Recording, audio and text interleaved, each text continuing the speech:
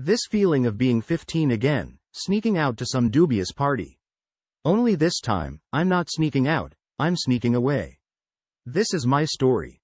One more glass won't hurt, I mutter, the lie already tasting stale in my mouth. My second refill of Chardonnay sloshes against the rim, echoing the thumping bass outside. Mike will be home late. Another work dinner, another wave of excuses I barely hear anymore. It used to sting, that feeling of being sidelined. Now, it's mostly just empty. A buzz breaks my self-pity spiral. It's Emily, of course. Party at Kate's. You coming? The text is a lifeline, promising an alternative to the silent stretch of hours ahead. My finger hovers over the keyboard. A simple lie, a change of plans. Girls' night. My fingers type, a rush of guilt mingling with an unexpected tingle of excitement. The house pulses with unfamiliar energy as soon as the cab drops me off. A stranger's living room, crammed with bodies, all younger, louder, carefree in a way that tugs at some long-dormant part of me. I should feel out of place, but the anonymity is oddly comforting. A face breaks free from the crowd. A guy with warm brown eyes and a smile that hits me like a splash of cold water, shocking me awake. Isn't that something? After 10 years of comfortable routine, it takes a stranger with a disarming grin to make my pulse quicken. Tom, he introduces himself, his voice a low rumble that vibrates somewhere pleasantly in my chest. Each casual question Emily directs at him becomes an excuse to steal glances, to study the warmth of his laugh. It's not just the wine loosening my tongue, it's a heady mix of nostalgia and something more dangerous, possibility. This isn't some grand betrayal. That would require Mike to still be a real presence in my life, not just a name I scribble on bills. Yet, as the night stretches on, it feels increasingly wrong. Like a taste test of a freedom I'm not fully entitled to anymore. And strangely, that only makes it more intoxicating. My ears still burn where his breath ghosted against them a moment ago. Just one drink? Tom's voice cuts through the thump of the music, the lights swirling behind him like some strange halo. My traitorous heart gives a little leap. This whole night feels like a fever dream, yet the smile tugging at my lips is entirely too real. He seems to sense my hesitation, his grin softening. Hey, no pressure. We can just talk, right? My inner voice cackles with bitter amusement, as if any of this has been about mere conversation. A ding breaks the tension. Mike, checking in. The words, "How's your night?" Throwing kisses, flash across the screen, and the guilt I'd been keeping at bay slams back, a physical ache in my chest. This isn't the freedom I craved, it's some cheap imitation. I type back a quick, "All good, having fun 2 hearts," and shove my phone away. The rest of the group spills onto the patio, a tide of bodies that briefly separate Tom and me. It should be a relief, a chance to reset my whirring brain. Instead, I find myself scanning the dispersing crowd for him, a ridiculous jolt of disappointment twisting into something more, anticipation? There he is, leaning against the railing, alone. I catch my breath. Was that intentional? The lure of the open patio suddenly feels unavoidable, the cool night air promising respite from the suffocating heat of my own skin. He greets me with a raised eyebrow, and my earlier doubts seem to melt away. He isn't pushy, there's an ease to him that melts a sliver of my resolve. We talk, and damningly, I find myself laughing. Really laughing, not the polite half-smiles I dish out at work functions. You shouldn't be out here alone with a guy like me, he murmurs when a particularly raucous burst of laughter drifts over from the group on the lawn. There's that teasing edge again, daring me to respond. A guy like you? My voice comes out breathless, caught on the tightrope walk between playful and reckless. He takes a step closer.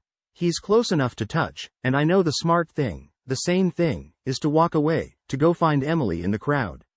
But his eyes, still flickering with amusement, hold a question. And deep down, a treacherous part of me yearns for the answer.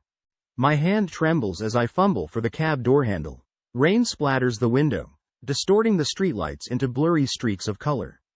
It matches my own vision, smudged and distorted by the night's events.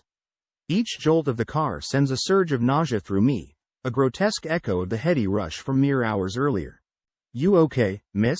The driver's voice cuts through my haze, and I mumble a vague, "Fine, thanks," hoping he'll drop it. I don't have the strength to fake normalcy. My fingers find the familiar weight on my left hand, The cool band of gold a chilling accusation. An absurd urge to rip it off wars with a pathetic flicker of defiance. He doesn't deserve my guilt. He barely deserved my presence these past few years. I can't even count anymore. Tom's apartment flashes into my mind, sleek, stylish, and utterly impersonal, a sterile backdrop to the whirlwind of the last hours. Did it really happen? The rumpled sheets, the faint smell of his cologne still clinging to my skin. It's proof I can't erase, no matter how hard I scrub my brain to try and undo it. Just a few more blocks. I whisper to myself, and the words shatter in the silence. There's no comfort in returning home, just a different kind of trap. I picture Mike asleep, the curve of his back towards me, the silent testament to the chasm between us. A sob catches in my throat, and I desperately choke it back. Tears won't absolve me. What I did, it wasn't a hazy mistake. There was intent, an ugly, desperate need to claw back a sliver of the person I used to be. This twisted triumph feels like the most profound defeat of all. Each furtive movement in the darkness of the cab feels like a crime scene I'm scrubbing clean. My clothes are evidence I can discard, but the heat of Tom's touch still burns against my skin, an invisible brand of shame. The rain falls heavier now, mirroring the cold despair coiling tight within me. Just a few more blocks, and I can attempt the impossible, pretend none of this ever happened. The front door clicks shut behind me like the final snap of a judge's gavel. Home. The word is a mockery. Each familiar object. The vase of fading lilies I never get around to throwing out, the framed photo of us on the mantel, the slight dent in the sofa where Mike always sits, feels like a piece of evidence I've overlooked during a panicked crime scene cleanup. My clothes hit the floor in a discarded heap, but I can't work up the energy for a shower. The hot water won't erase the faint phantom trace of Tom's hands on my skin, the way his name sits just under the surface of my thoughts, a constant, taunting echo. My reflection in the bathroom mirror is a stranger. Eyes wide and bloodshot, the faint smudge of mascara under them like a bruise. Do I look the part of a woman who spent the night in another man's bed? I turn away, unable to bear witness to my own guilt. Sleep, when it finally comes, is cruel. Not the oblivion I desperately crave, but a series of flickering, disjointed scenes. I'm running, but the pavement melts away, replaced with the tangle of Tom's sheets. I try to scream, but Mike's voice calls my name, the concern in his tone a lash against my skin. The alarm shrills me awake, and there's Mike, standing over me, a puzzled frown creasing his brow. Bad dream? His words are a lifeline, a chance to cling to normalcy. Just stressed, I lie, forcing a smile. It feels brittle enough to shatter. He leans down for a perfunctory kiss, the brush of his lips against mine sending a jolt of revulsion through me. The rest of the day unfolds in excruciating slow motion. Every cup of coffee Mike refills, every casual question he throws my way, feels like walking barefoot across broken glass. My skin prickles with anticipation, my phone a vibrating poison in my pocket. Has he sent a message? A casual check-in? A question designed to trip me up? Each time the screen remains blank, it brings a dizzying mix of relief and disappointment. Night falls again, and this time, it's terror, not exhaustion, that drives me into bed. I lie still beside Mike, staring up at the ceiling, counting the cracks in the plaster, marking time until the inevitable dawn. This, I realize, is my punishment. Not some grand exposure, but the relentless torture of living with myself, with the knowledge of what I've become. My phone buzzes in my pocket, and my heart does a sickening flip-flop. It's bound to be Emily. How was the rest of your night? She'll ask, a seemingly innocent question laced with the knowing tone she has when I try to hide something. She's my oldest friend, a relentless decoder of my moods. There's nowhere to escape her scrutiny. Days bleed into a blur of hyper-awareness. Every creak in the old house, a footstep outside the office, the rustle of the mail hitting the floor. Each innocent sound morphs into a potential threat. Did Tom brag to someone? Was there a camera at that party? Did a stray earring find its way onto the floor of his sterile apartment, a tiny, glittering piece of incriminating evidence? Sleep, when it finally comes, is no respite. My dreams are a disorienting mix of the mundane and the terrifying. I'm back at the supermarket, pushing a cart, but everyone has Tom's face, their identical smirks mocking my spiraling panic. I wake with a gasp, bathed in sweat, certain they're coming for me. Emily's texts become more frequent, more insistent. I ignore them at first, but the guilt of ignoring my best friend wars with the terror of crafting another excuse. Finally, in a moment of weakness, I concoct a story, a migraine, exhaustion, anything but the truth. She buys it, for now, but I can practically hear her skepticism seeping through the screen. My paranoia spills over into work. Every corner I turn might hold Tom, a silent accusation in his eyes. Surely he wouldn't come here, would he? But what do I really know about this man, this ghost who has invaded my life? Then it happens. A casual coffee run turns into a nightmare. There he is, at the counter, the same easy smile, in conversation with Mike. I freeze, a half-formed latte in my hand, watching in horror as their conversation unfolds with unbearable normalcy. Tom sees me, nods an acknowledgement. Is there a flicker of something predatory behind his eyes? Or is my terror inventing it? He introduces himself to Mike, all politeness. They shake hands. Mike seems utterly oblivious, and I fight the overwhelming temptation to run, to scream the truth, to shatter their easy banter. Back in my cubicle, I try to regain my composure. Am I being toyed with? The tension coiling in my chest is all-consuming. In the days that follow, I start to see the cracks in the facade of our normal marriage. A curt comment from Mike about dinner, a glance of irritation. It feels like the first tremors before the earthquake. He doesn't know, not yet, but my guilt is infecting everything, twisting the most innocent interaction into proof that our house of cards is about to come tumbling down. We need to talk. Emily's voice crackles over the phone. It's not the playful tone I'm used to, but a sharp demand that sends a shiver down my spine.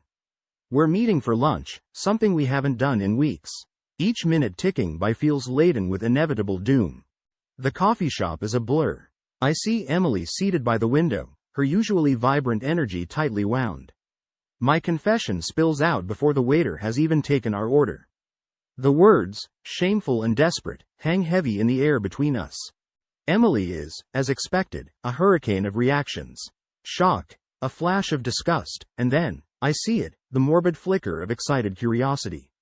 I can't believe this, she hisses, yet her eyes rake over me. She wants details, every sordid piece of information I've kept hidden, and some twisted part of me yearns to offer them up, to share this monstrous burden. When she finally sags back in her chair, I feel a flicker of something that's almost pity. So, what now? She asks. The loyalty I'd clung to all these years has warped. I can no longer tell if she's friend or foe. Tom's name hangs unanswered between us. I know confrontation with him is inevitable. I could try the pleading route, offer money, whatever it takes to shut him up, but something instinctual tells me it won't be that easy. What does he want? Is this some petty act of revenge, a desire for cash? Or does his game run deeper? The coffee arrives, untouched, and we both stare at the swirling steam as if it holds answers. I return home to an almost eerily normal evening. Mike cooks, asks the usual questions about my day. Beneath our mundane conversation, a new terror bubbles. Every shared glance feels accusatory, every innocent action loaded with the potential for discovery. Did he notice the tremble in my hand as I handed him the wine glass? Does he see me the way Emily does now, tainted, broken? My phone buzzes late that night, a single text from an unknown number. Thought you could get away with it? I nearly lose my grip on the device. The threats were vague before, but this new one slices through any remaining illusion of safety. I want to scream, hurl the phone at the wall, but instead, I freeze, the silence in the room ringing in my ears. And then it hits me. The threats didn't start until after I confided in Emily. My fingers tighten around the phone as a horrifying realization takes root. Could she be the one tormenting me? Is this some twisted sense of payback, jealousy, or maybe, is it even something deeper and more dangerous? The tangled web I've woven for myself has just ensnared me further. There's nowhere to hide. Emily starts appearing with unsettling frequency. Coffee dates masked as concern, offers to just come by and chat, laced with a predatory gleam in her eyes. She wants the messy details, and despite my growing fear, there's a strange validation in it, proof I'm not just imagining her change in demeanor. A new plan takes shape, a gamble based on desperation. I'll tell Emily about the texts, about the escalating sense of being hunted. It's either a catastrophically stupid move or a stroke of twisted genius.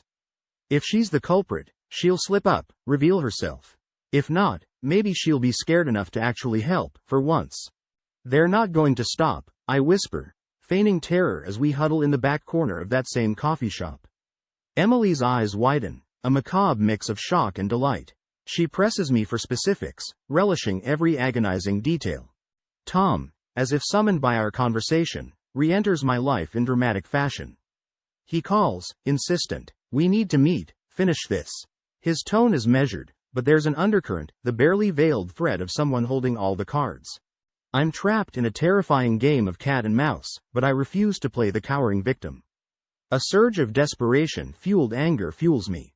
Each sleepless night, as the anonymous threats continue, my resolve hardens. I'm done being a pawn.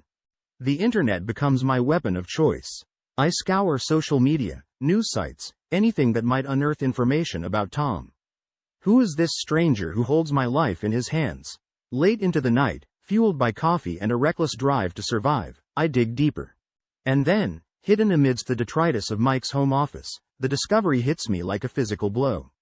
A photo, haphazardly tucked into a file marked with a client's name, Tom, smiling, beside a woman with vaguely familiar eyes and an achingly radiant smile. And it's not me. Confrontation is inevitable. Mike arrives home to my cold fury, the photo a damning piece of evidence I slam onto the table between us. Initially, it's confusion, a blank denial that he even knows Tom. Then, with chilling speed, his expression morphs into anger, the blame twisting back on me, questioning my sanity and my judgment. The fragile facade of our marriage disintegrates in a shouting match, accusations echoing against the walls. We were already broken. This just shatters the remaining pieces beyond repair. As he storms out, I sink to the floor, realizing with chilling clarity the game has only just begun. My whole body aches with exhaustion, a ceaseless hum fueled by adrenaline and the bitter dregs of too much coffee. Sleeping pills lie untouched. Rest is a cruel joke when every closing of my eyes conjures the chilling texts and the lingering image of that photo.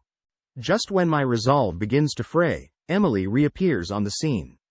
Her voice on the phone is almost saccharine sweet, a veneer of sympathy thinly masking that familiar predatory edge.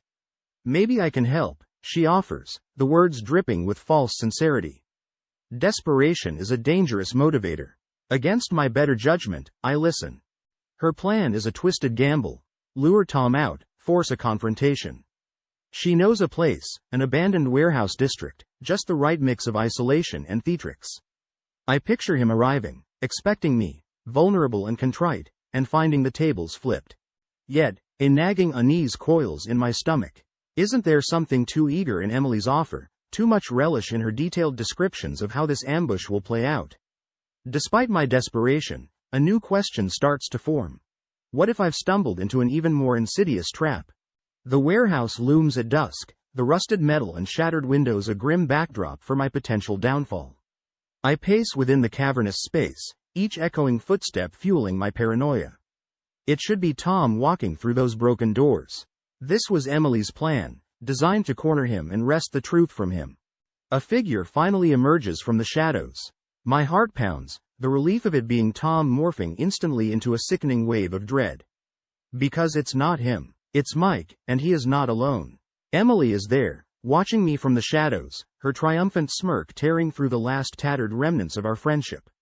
Her betrayal cuts far deeper than any infidelity I committed. The story unfolds in a sickening torrent of accusations. Emily, with sickening relish, paints me as the architect of my own demise. Tom, it turns out, is her old flame, bitter and willing to be a tool in her vindictive game.